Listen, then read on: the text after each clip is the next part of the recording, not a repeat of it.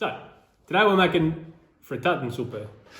So, first of all, you're gonna need some stock or some soup actually. Now this is still got all the fat in it, everything from the Tiroler Gröstl, which we'll put a link to that video to get this amazing liquid. And then you're gonna need to make Palatschinken, which is essentially a crepe or a very thin pancake. And for that, you're gonna need 200 grams of all-purpose flour. You're gonna need some salt, 2 eggs, and 500 mils of milk. Okay, I've got the flour and about a teaspoon of salt in the container. I'm gonna add the 2 eggs, and I'm gonna add about half the milk. It's about half. And I'm just gonna give this, mix this, and then till it's all incorporated.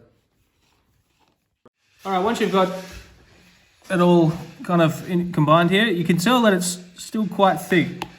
Now I've still only used half the amount of milk here, but I'm not going to use the whole half litre, so we'll just add enough in, and then I'll show the right consistency once I've added the milk in. All right, I've added about, all in all, I had to add about 400 mils of milk, but depending on what flour you use and all that sort of stuff is how much milk you're going to have to use.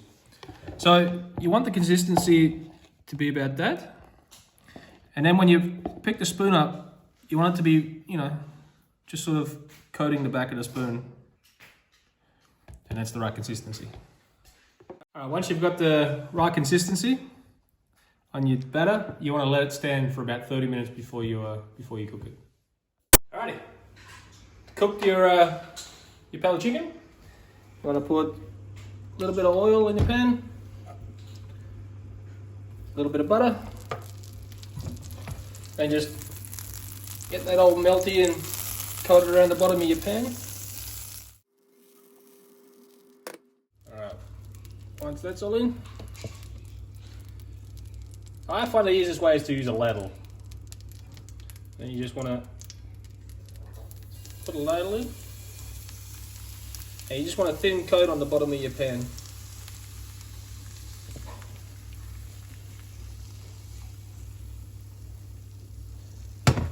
And then just let that cook and get a little bit brown on the one side, and then we'll flip it.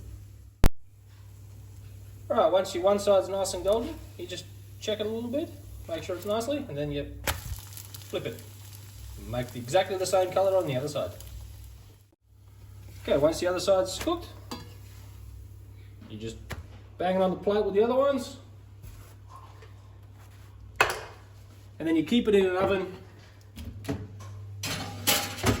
It's just got about 100 degrees, not too hot, while you cook the rest of them. All right, once you get to this stage and you flip it, you can also add a little bit of cheese in there with it and get that all nice and melty.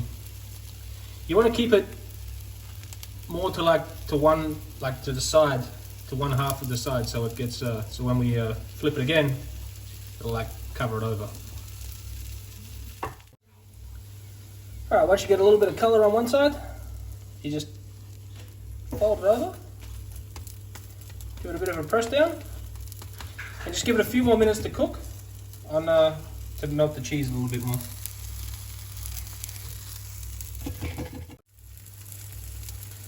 All right, once it's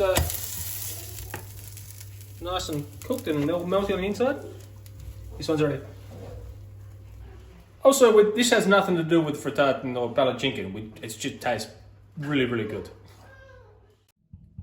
All right, for the Fritatten soup, you just want to roll one of your Palatchinkens up like that, and then just cut it into thin strips.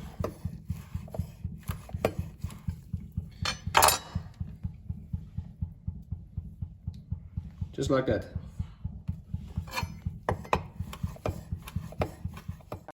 Okay, to serve up your Fritatten soup, you just put your sliced up Palatschinken in your Gröstl juice, and you're ready to go.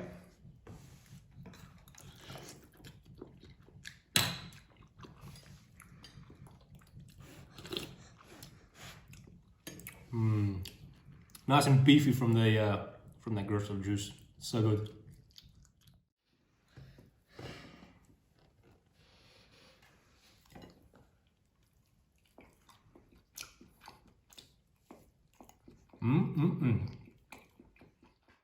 Okay, so after you filled it with cheese or you've cut them all up for some soup, another way to utilize the humble Palatschinken here is to get yourself some jam, spread it all on, roll it up, and you've got yourself a nice little sweet surprise here.